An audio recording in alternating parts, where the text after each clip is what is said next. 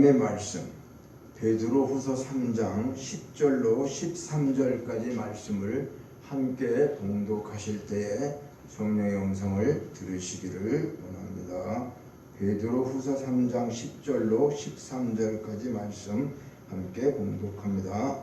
그러나 주의 날이 도둑같이 오리니 그 날에는 하늘이 큰 소리로 떠나가고 물질이 뜨거운 불에 풀어지고 땅과 그 중에 있는 모든 일이 드러나리로다. 이 모든 것이 이렇게 풀어지려니와 너희가 어떠한 사람이 되어야 마땅하냐. 거룩한 행실과 경건함으로 하나님의 날이 임하기를 바라보고 간절히 사모하라. 그날에 하늘이 불에 타서 풀어지고 물질이 뜨거운 불에 녹아지려니와 우리는 그의 약속대로 의가 있는 곳 그것은 새하늘과 새 땅을 바라보라. 아멘. 우리 2022년도 새해가 밝았고 오늘 이제 첫 주일날 예배를 드리는데 우리 주 안에서 새해 복 많이 받으십시오. 이렇게 인사합니다. 성도님, 새해 복 많이 받으세요. 주 안에서 새해 복 많이 받으시라고요. 주여 아버지, 우리가 정말 힘들고 고통스러웠던 한 해는 이제 역사 속으로 사라졌습니다. 모든 것을 잊어버리고 새롭게 이제 새해를 주신 하나님께서 우리에게 주신 말씀이 올 한 해 우리가 붙잡고 기도하며 나가야 될 말씀, 오늘 본문 말씀 중에서 베드로서 3장 13절의 결론과 같은 새 하늘과 새 땅을 바라보자. 새 하늘과 새 땅을 바라보자. 이제 그렇기 위해서 작년 지난 한 해는 우리에게 주셨던 말씀이 너무나도 귀한 말씀이었었죠. 하늘에 속한 자의 삶.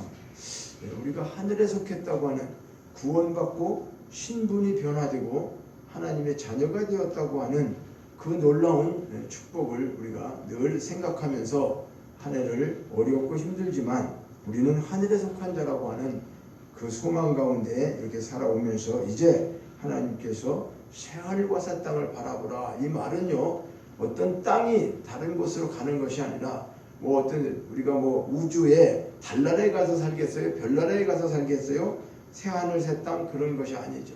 오직 이것은 영적으로 우리가 말씀하고 있는 하나님의 나라만을 소망하며 살아가야 되는 거죠. 하나님이 계시는 예수 그리스도 그분, 영원한 하나님의 나라를 우리가 바라보면서 이 땅에 살고 있지만 이 땅에는 정말 소망이 없어요. 여러 가지 보면은 너무나 혼란스럽고 지금 또 코로나도 아직 끝나지 않은 상태에서 계속적으로 두려움과 모든 환란이 우리를 정말 엄습해 온다고 할까? 그래요.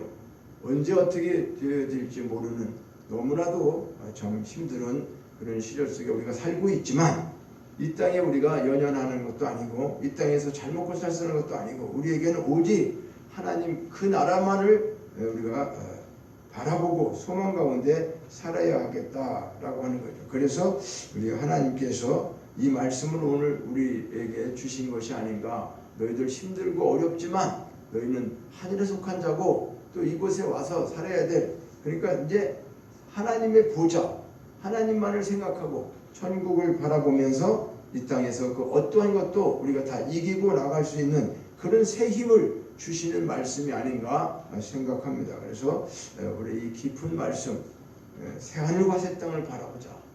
우리가 뭘 바라보냐에 따라서 목적이 뭐냐에 따라서 사람의 행동과 인격과 모든 것들이 달라지는 거죠.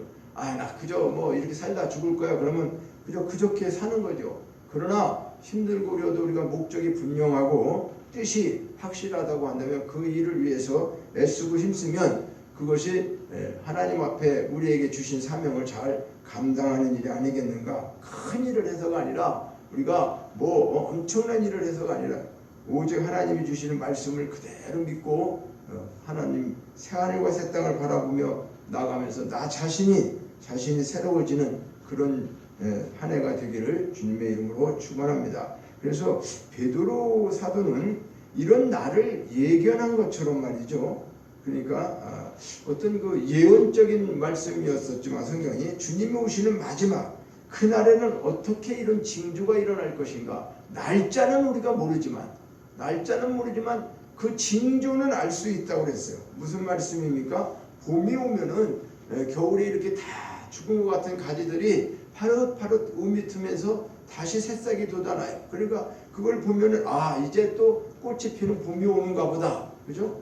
또 여름에는 파랗게 또 가을 되면 낙엽이 지고 겨울에는 이렇게 눈이 오고, 참 이 사계절은 우리나라가 너무나도 뚜렷하죠. 그래서 이 사계절에서 이런 것들을 보면서 우리는 가을이구나, 겨울이구나, 봄이구나 이런 것을 느낄 수 있는데, 영적으로 지금 주님이 오시는 그때가 얼마나 지금 귀한 시기에 있는지 이런 것들을 우리가 생각하지 못한다면, 날짜는 몰라도 징조를 분명히 주님은 성경에 기록해 주셨습니다. 내가 갈 때는 이렇게 이러한 일들이 일어날 것이다 라고 했어요. 그런데 그 징조로 우리에게 주신 것은 주님의 날은 도둑같이 온다 이렇게 말하는 거죠. 그렇죠? 도둑같이 온다. 물론 도둑은 예고하고 오는 것은 아니죠. 언제 갑자기 오신다고 말이에요. 분명히 오시는 거예요.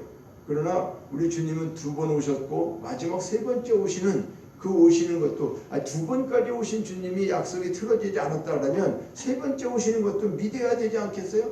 근데 사람들은 재림이 없다라고 하고 재림을 자꾸 이상하게 이미 끝났다, 영적인 재림, 성령을 통해서 영적인 재림으로 그냥 와 계신다. 물론 와 계세요. 근데 그 재림은 아닙니다. 그 재림으로 오시는 건 아니에요. 그거는 주님께서 말씀하셨어요. 초림 예수로 오시고 또 십자가에서 죽으시고 부활하시고 승천하시고 주님 보좌에 계시다가 보혜사 성령을 보내시면서 그 성령 속에 주님이 오셔서 우리와 같이 함께 늘 동행하시겠다라고 말씀하신 임마누엘의 축복을 말씀하기 위해서 내가 너희들 눈에 보이지 않고 아버지께 가는 것이 의라고 그랬어요. 그러니까 그때 당시에 많은 사람들은 재림만을 고백했는데, 예수님이 그렇게 십자가에서 부활 승천하시고 난 다음에 우리 각자의 사람 심령 속에 그분이 영으로 와 계시는 거죠. 성령으로 와 계세요. 그러니까 그렇게 계시는 주님으로 끝난 것이 아니고 이제는 새하늘과 새 땅이 완벽하게 예루살렘 새 성전이, 저는 지금 예루살렘이 이스라엘에 있는 예루살렘이 아니라 이제 새로운 하나님 영적인 그 하늘 보좌에 있는 실체의 예루살렘 성에 우리가 가게 된다고 하는 거. 그때에 주님이 재림하시는 그 날에 그렇게 새하늘과 새 땅, 이제 계시록에서도 또 새하늘과 새 땅을 말씀하고 있어요. 그래서 오늘은 이제 베드로 후서에서 새하늘과 새 땅을 말씀하고 있는 것은 이미 사도 바울, 이미 베드로가 이렇게 예언했다는 거라는 거죠. 그러니까 주의 날이 도적같이 오리니 그날에는 하늘이 큰 소리를 떠나가고 물질이 뜨거운 불에 풀어지고 땅과 그 중에 모든 일이 드러난다. 이 말씀을 하기 전에 8절로부터 9절까지는 어떤 말씀을 합니까?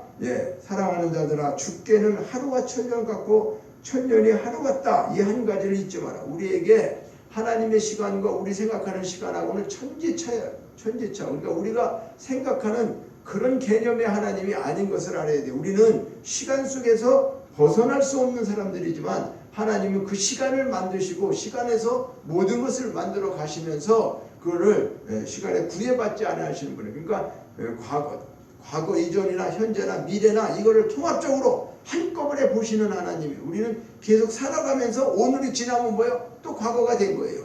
또 현재 살고 있으면 그게 현재예요.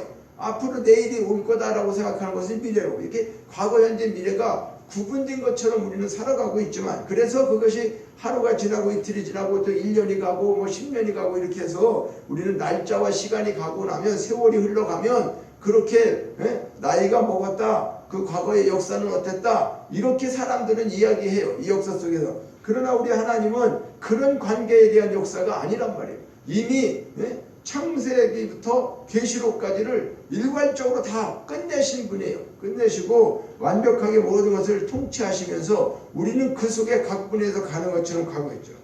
그래서 지금까지 우리는 한 번도 경험하지 못한 지구촌 재앙과 같은 일들이 찾아오고, 코로나 전염병 이런 것들 때문에 어때요? 모든 사건들이 아직도 우리를 힘들게 하고는 있어요.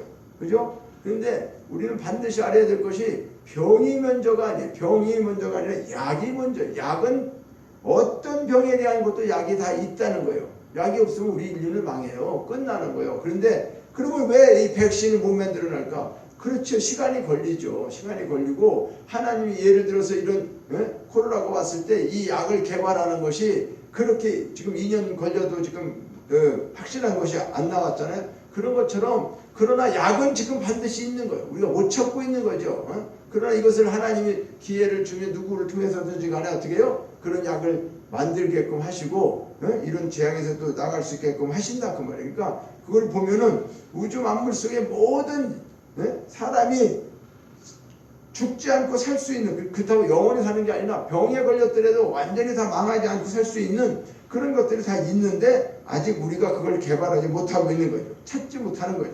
그러니까 누군가를 통해서 하나님은 또 그 일도 하시는 거예요. 이런 문제.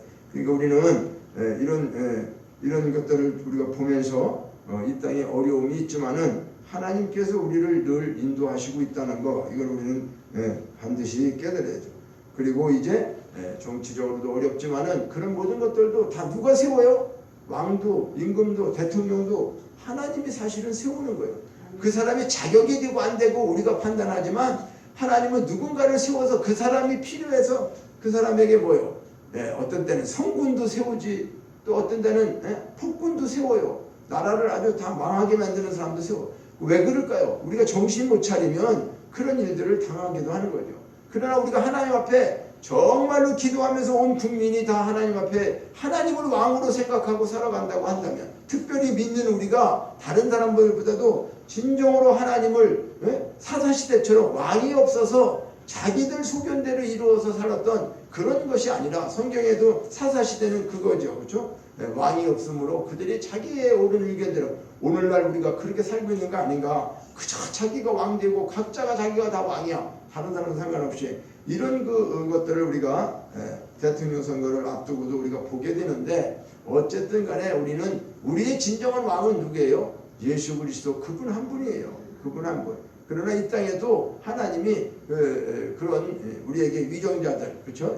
권세자들을 주신 것도, 그 권세도 누구로부터 난 거다? 하나님으로부터 난 거예요. 사람이 권세를 갖는다 할지라. 그러니까 그런 것들을 우리가 보게 된다고 한다면 우리는 분별하는 영을 하나님 앞에 달라고 그래야죠. 그렇죠? 그런 거짓말하고 술수에 농하고 그런 데 속지 않고 정말 하나님을 잘 섬기고 이 민족을 잘 이끌어갈 수 있는 그런 사람이 누군가, 이걸 우리가 잘 깨달아야 되죠. 그래서 이 암울한 시대에 우리에게 여러 가지 문제점이 많지만 그 답은 하나라고 하는 거예요. 우리는 문제는 100가지, 일문백답 아니면 백문일답, 이렇게 할 때 100가지 문제가 있어도 답은 하나다. 그 답은 뭘까요? 예수 그리스도, 오직 그 하나님이 주시는 말씀 안에 답이 있다고 하는 거죠. 왜요? 우리는 하나님 만든 피조물이기 때문에 그래요. 그분이 모든 것을 다 갖고 계시는 거예요. 그래서 새하늘과 새 땅을 바라보라. 우리 교회에 주신 말씀, 새해의 말씀, 이 말씀 우리가 붙잡고 하늘에 속한 자라고 한다면 이제는 정말로 어떤 소망을 갖고 살아가는 것이냐? 구체적으로 저 하늘에 허황된 게 아니에요. 꿈에 있는 게 아니에요. 실체적인 거. 이 땅에 살고 있는 눈에 보이는 것은 실질적으로는 이게 실체가 아니라, 이건 뭐라고 그랬어요? 이거는 하늘의 진정한 실체가 아니고 이거 그림자, 모형이라고 그랬어요. 모형. 우리가 이 땅에 살아가면서 보고 있는 이런 모든 것들은 이거 실체로 눈에 보이지만 사실은 실체가 아니고 이건 뭐다? 모형이라는 거예요. 그림자와 같은 거예요. 그림자는 뭐예요? 실체가 있기 때문에 그림자가 나타나는 거죠. 그래서 진짜 그림자는, 진짜 실체는 뭘까? 새하늘과 새 땅, 하나님의 나라, 그것을 말하고 있죠. 천국을. 그러니까 이제 그렇게 하기 위해서는 우리가 이 땅에서 말씀을 행동으로 옮기는 거, 그래야지만 여기에 실체가 이루어지는 거죠. 이게 지금 모형인데 말씀이 실체란 말이에요. 말씀이 실체인데 이 하나님 말씀을 실천하면 이 안에 뭐가 이루어져? 실체가 이루어지는 거죠. 실체가. 이게 우리가 중요한 거예요. 그걸 왜 그냥 행함이 없는 믿음은 죽었다 그냥 이야기하는 게 아니라, 믿음이라고 하는 것은 말씀을 행할 때 그 말씀이 그대로 실체가 존재하는 것으로 나타나기 때문에 우리 눈에 보이는 그런 걸 그림자와 같은 것이 아니라고 하는 거예요. 그래서 이제 올 한 해 2022년도는 우리가 믿음을 실천함으로 우리에게 주신 영생과 그 영광의 축복을 누리며 이 땅에서 진짜 천국의 생활을 맛보며 살아가고 행복하게 사는 것, 이것이 가장 귀한 우리에게 믿고 예수 그리스도를 믿고 하나님의 자녀된 하늘에 속한 자의 삶이 그것이라고 하는 거죠. 그러니까 우리가 이 세 가지를 잊지 말아야 돼요. 하늘에 속한 자는 새하늘과 새 땅만을 바라보고 소망 가운데 사는데 말씀을 실천해야 되는 것이다. 이것이 연결된 말이란 말이에요. 세 가지 연결이 딱 되어져서 그렇게 될 때 우리가 이 땅에서 영원한 천국의 생활을 맛보다가 주님이 오시라고 하는 그날, 아니면 주님이 오시는 그날, 우리는 주님 앞에 그렇게 영원토록 살게 될 것이라고 하는 사실을 기억하시기를 바랍니다. 자, 그렇다고 한다면 오늘 우리에게 예수님께서 친히 새하늘과 새 땅의 주인으로 다시 오실 것을 약속해 주셨는데 지금껏 온갖 신앙의 시련과 역경을 우리는 이겨냈어요. 그러면 베드로도 하나님 나라에 대해서 약속을 굳게 믿고 경건하고 거룩한 삶을 살으라고 성도들에게 권면하고 있죠. 여기 보니까 그러면 너희는 어떤 사람이 되어야 하겠느냐, 그러면서 11절에 거룩한 행실과 경건함으로, 거룩한 행실과 경건함, 이것이 뭘 말씀하는 거죠? 우리가 이 땅에서 하나님 속한 자, 하늘에 속한 자, 새하늘과 새 땅을 살아가는 자는 이렇게 구별되고 분별되는 거룩한 행실. 우리 성도라고 하는 것은 거룩한 무리를 말하죠. 죄에서 부름받고 나와서 하나님의 온전한 자녀가 되어져서 하나님께서 예수 그리스도로 십자가에서 우리가 구원을 받은 그런 사람들, 거룩한 무리, 그들의 행실이 어떻게 해요? 경건해야 된다는 거죠. 그리고 하나님의 날이 임하기를 바라보고, 하나님 날이 임한다는 게 뭘까요? 오늘도 하나님 날이죠. 다 우리가 살아가고 있지만 모든 날은 하나님의 날이에요. 그런데 재림에 대한 말씀을 하고 있는 거예요. 예수님이 재림하시는 그날을 바라보면서 간절히 사모하라. 왜 사모할까요? 이 땅에서 힘들어서 아이고 더 이상 못 살겠다, 그런 내용이 아니라 우리는 하나님의 말씀을 삶으로 살아내는 그 은혜롭고 그 신령한 복을 받은 사람이기 때문에 그 소망 가운데 사는 신앙인이라고 하는 것을 말씀하고 있어요. 자, 그러면 참된 소망의 성도가 어떤 근거에 의해서 이와 같은 말씀을 하고 있는가? 새하늘과 새 땅을 바라볼 수 있게 하는 근거가 뭐냐? 그냥 어디 외치는 문구가 아니란 말이죠. 예수 그리스도의 약속이라는 거예요. 예수 그리스도의 오심은 죄악의 압제가 끝나고 하나님의 공의로운 통치가 시작되었음을 알리는 새로운 역사의 서곡이었다. 누가복음 4장 18절에 주님이 오신 것은 주의 성령이 내게 임했으니 이는 가난한 자에게 복음이 전파되고 가난한 자에게 복음이, 복된 소식이 전해되고, 또 내게 기름 부으시고 나를 보내사 포로된 자에게 자유를, 눈먼 자에게 보게 함을 전파하며 눌린 자를 자유롭게 하고, 주님은 모든 악의 권세를 굴복시키시면서 창조주 하나님의 능력으로 인간을 어떻게 했어요? 속박하고 괴롭히던 죄악의 모든 사망의 권세를 이기시고 우리를 해방시켜 주셨어요. 그래서 예수 그리스도를 영접한 사람들은 절망과 고통의 날들이 끝나고 이제는 뭐요? 새로운 삶의 지평이 열리는 구원의 은혜를 경험하게 했다는 것이죠. 그러니까 이들은 구원은 은혜를 통해서 하늘과 땅의 온 세상에 새롭게 변화되고 자기 자신조차도 전과 완전히 다른 모습으로 새로운 피조물이 된 것을 우리를 체험하게 하셨다고 하는 사실, 이것을 우리는 반드시 깨달아야 돼요. 예수님의 이러한 변화가 일순간의 감격이 아니라 영원히 지속되는 것임을 증거하셨어요. 그래서 예수님처럼 완전한 속죄와 해방의 은혜를 입은 우리 모든 자들에게 이와 같은 말씀으로 오늘도 우리를 위로하시고 권면하시고 있어요. 그러니까 우리는 이렇게 이런 변화된 모습으로 영원히 살 수 있는 새로운 세상을 약속해 주셨다는 거예요. 주님이 이 새로운 세상은 하늘이 새로 열리고 땅이 새로 이룩되는 대변혁을 통해서 실현될 하나님의 나라를 말씀하고 있다. 그래서 하나님 나라에 대한 약속은 이미 경험한 구원의 은혜를 통해서 또 예수 그리스도의 죽음과 부활과 승천과 이런 모든 것들을 우리가 확인된 참 약속이죠. 그래서 이 약속이 있기에 성도들은 예수께서 다시 오실 것을 믿고 기다리며 새하늘과 새 땅을 바라본다고 하는 거예요. 바라본다는 건 쳐다만 보면 뭐 할까요? 그죠? 들어가게 된다는 거죠. 그 소망을 갖고 먼저 바라봐야 되잖아요. 목적이 어떤가, 어디인가. 우리는 그저 땅만 바라보고 사는 게 아니에요. 하늘을 바라보고 하늘의 새하늘과 새 땅을 바라보면서 우리가 믿고 기다리며 가야 돼요. 두 번째는 사도들이 증거한 것이다. 새하늘과 새 땅을 바라보는 소망이 참된 것은, 그게 확실할 수 있는 것은 다른 근거가 있는 게 아니라 사도들의 증거에서 찾을 수가 있다. 사도들이 선포한 말씀과 사도들이 보여준 삶의 모든 새로운 세상의 도래를 소망하는 것이 결코 허황된 공상이 아니라는 거예요. 우리가 그냥 단지 이 땅이 싫어서 우리 우주선 타고 달나라에 가서 살자, 돈 있는 사람 몇 명 이렇게 모아가지고 달나라 가서 사는 그런 개념이 아닌 거예요. 우리는 공상이 아니고 그런 기대가 아니고, 사도들은 평생 동안 하나님 나라가 가까웠으며 예수 그리스도를 믿는 자는 누구든지 여기에 들어갈 수 있다고 하는 그 복음을 전한 거죠. 그러니까 복음 전파를 방해하는 악의 무리들에 의해서 숱한 고난을 당하면서도 사도들은 결코 복음을 저버리지 않고 변절되지 않았다. 이 말은 뭐예요?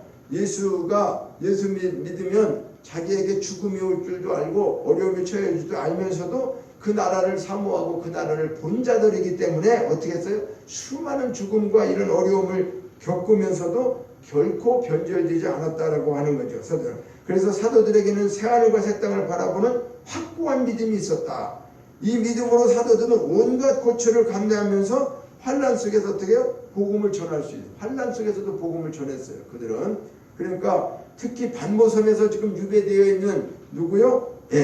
요한은 환난 중에 더욱 담대한 복음을 전하고 장차 어떻게 했어요?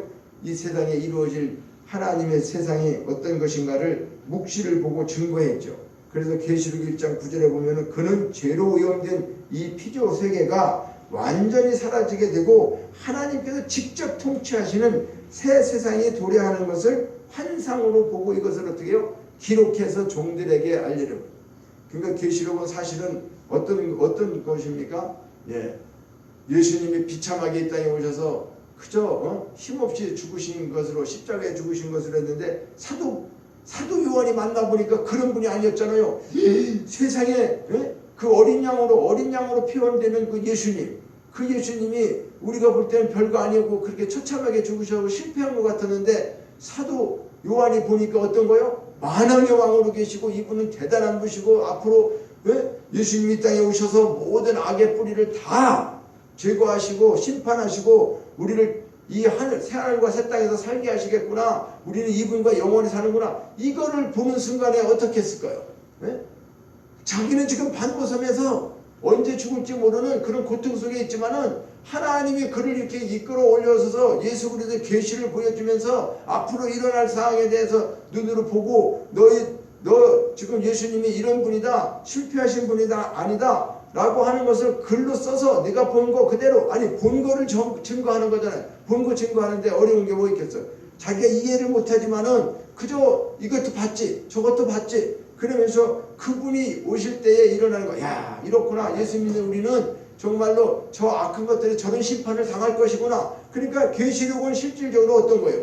우리에게는 가장 귀한 축복의 말씀이죠. 우리가 앞으로 그렇게 마지막 날 그렇게 된다고 하는 것을 말씀하고 있는 거죠. 세 번째로는 새하늘과 새 땅을 바라보는 성도의 신앙의 태도가 경건한 신앙을 가져야 된다. 우리가 성도의 신앙은 새하늘과 새 땅을 소망하는 데 그쳐서는 안 돼. 그저 그냥 새하늘과 새 땅 천국 가는 것만 소망하는 게 아니라 새로운 세상이 열릴 때에 우리 자신이 직접 그곳에 들어갈 수 있다는 확신이, 아니 아무리 새하늘과 새 땅이 열려도 내가 못 들어가면 무슨 소용이 있어요? 내가 그곳에 들어갈 수가 없다면 아무 소용이 없는 거예요. 그래서 우리 성도들에게는 경건이라고 하는 것은 예수 그리스도를 닮기 위해서 늘 애쓰는 자에게 나타나는 모습이다. 예수님 그 마음, 예수님의 품성, 예수님의 인격, 이 모든 것들을 우리가 닮아야 하는 거죠.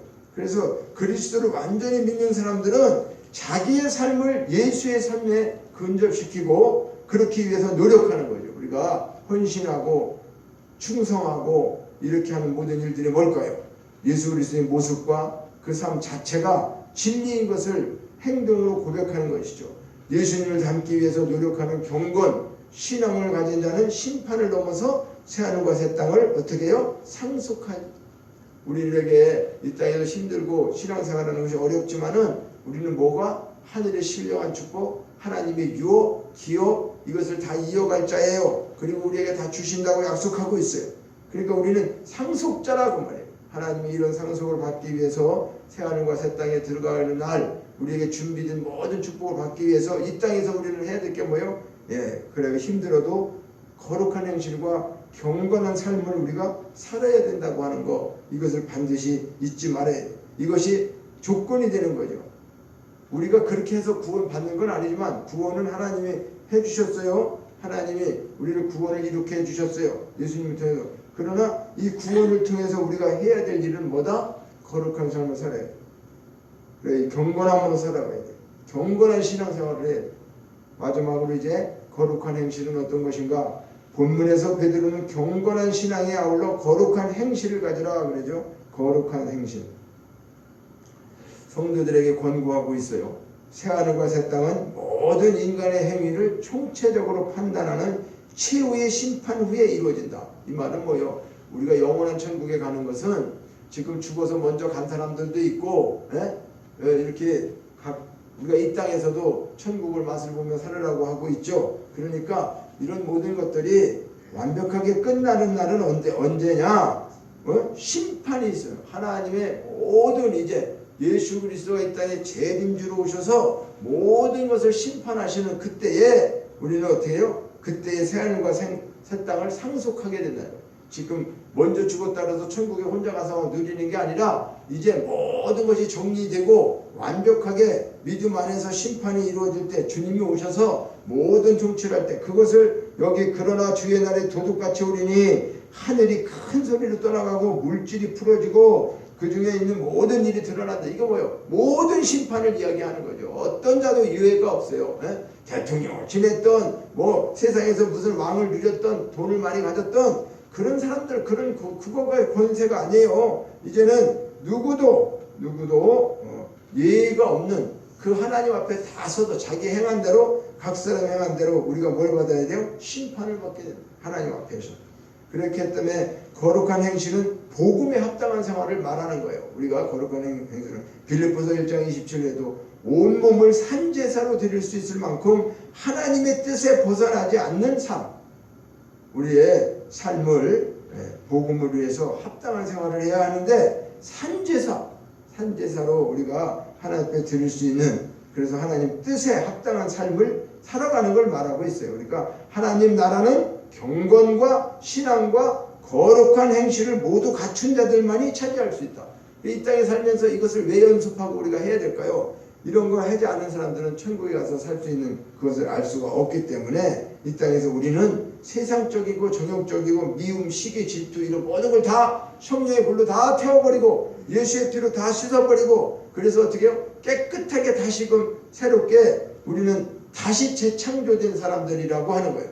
예수 안에서 우리는 온전히 하나님께서 새롭게 우리를 빚으셔서 세상적이고 정욕적이고 마귀적인 그런 생각에서 벗어나고 새로운 피조물이 되었다. 이전 것은 지나갔다. 우리는 새로운 피조물이 되어서 새하늘과 새 땅을 바라보는 그런 자격을 우리에게 주시고 이제 그 안에 들어서 살게 된다고 하는 것. 그래서 우리는 경건함과 거룩함이 삶의 원칙이 되어야 돼요. 예수 믿는 사람은 거룩해야 되고 경건해야 되고 이것이 우리 삶 속에 아예 원칙이 되어야 돼요. 그냥 이것은 그렇게 산다고 그래가지고 우리가 교만할 일도 아니죠. 왜? 아니 세상의 국민이 자기 나라에 세금 잘 내고 어떤 의무가 있어요. 교육의 의무나 근로의 의무나 국방의 의무나 이런 의무를 잘 지킨다고 그래가지고 그게 뭐 엄청나게 뚜렷하게 교만할 일이 아니잖아요. 그렇죠? 우리가 성도가 되었다 그러면 하나님 나라를 가서 살 사람이 되었다 그러면 우리가 경건함과 거룩함을 산다고 해가지고 그것이 남보다 내가 더 우쭐할 일이고 그런 일입니까? 그렇지 않다는 거예요. 그냥 우리 그 의무지 원칙이죠. 그 삶을 살아야 되는 거예요. 그런데 우리는 그렇게 살지 못할 때 그렇게 또 사는 사람들은 자기들이 또 교만하고 못 사는 사람들은 어떻게 해요?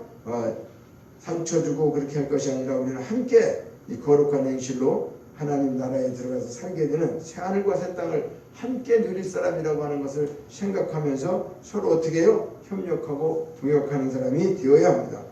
끝으로 우리는 이 땅에서 불의에 대하여 공의를 선포하고 정직히 행하여 사회 정의를 구현하고 또 이런 일들을 통해 주의 뜻을 실천해 가야 된다. 이 말은 뭡니까? 우리는 어떠한 일이 있어서도 우리도 불의를 저지르면 안 되지만 불의를 눈 감아둬서도 안 되는 거죠. 그런 것들을 다 회해 나가야 돼요. 그래서 새하늘과 새 땅을 차지할 수 있다는 그 말씀을 잊지 않고 올 한 해는 하늘에 속한 자의 삶을 말씀으로 행하는 믿음을 통하여 승리하는 저와 여러분들이 되시기를 주님의 이름으로 축원합니다. 그래서 이제 우리는 결실을 봐야 돼요. 이제 열매를 맺혀야 되는 게 뭐죠? 하늘에 속한 자의 삶을 살아내가는 것이 뭐냐? 새하늘과 새 땅을 바라보며 가는 것이다. 그러기 위해서는 어떻게 된다? 거룩한 행실과 경건함으로 우리가 늘 어떻게 해요? 하나님의 그 신령한 나라의 축복, 그러니까 하나님이 주시는 하늘의 기업, 유업, 이것을 우리는 다 받은 자이기 때문에 이 땅에서 그렇게 연연하지 않고 세상 것에 연연하지 않고 새하늘과 새 땅만을 바라보고 그것을 위해서 우리는 어떻게 해요? 모든 것을 다 포기할 수 있어야 돼요. 우리의 영광이 아니에요. 우리가 이 땅에서 축복받는 그런 것만을 생각하지 않고 하나님 나라와 그 나라, 그 의를 위해서 우리가 살아가면 그분께서 준비하신 모든 축복을 우리가 이 땅에서 누리게 하신다는 거예요. 누가요? 우리 하나님께서 에베네셀로 인도하시고 여호와 이레의 축복으로 우리를 준비하시고 그리고 그분이 늘 자나깨나 동행하시면서 언제까지 주님 그 나라에 새하늘과 새 땅에 우리가 들어가서 영원히 살 때까지 우리를 그분이 인도하신다고 하는 확실한 믿음 가운데에 어떠한 힘든 역경과 어려움이 있다 할지라도 우리는 그런 것들에 두려워하지 말고 하나님께 기도하면서 승리하는 한 해가 되기를 주님의 이름으로 축원합니다. 하나님 아버지, 우리를 이렇게 말씀으로 인도하시고 하늘에 속한 자의 삶을 어떤 것인지를 알게 하기 위해서 우리는 또 이 새해에는 새하늘과 새 땅을 바라보며 그곳에 들어가는 소망을 가지고 살기 위해서 우리가 어떻게 해야 되는가? 거룩한 행실과 경건함으로 살아가야 된다고 하는 이 말씀을 통해서 우리의 삶이 힘들고 어려운 일이 있다 할지라도 이제 두려워하거나 좌절하지 아니하고 오직 주님의 말씀을 붙잡고 2022년도 새로운 한 해는 이 땅의 모든 것을 바라보는 것이 아니라 정말 새하늘과 새 땅의 소망을 바라보고 모든 것들을 승리하며 나가는 그런 우리 모두가 되기를 원합니다. 성령님 동행하시고 그렇게 축복해 주시옵소서. 감사의 예수님의 이름으로 기도하옵나이다. 아멘. 이제 우리 공헌 찬양 드리시겠습니다.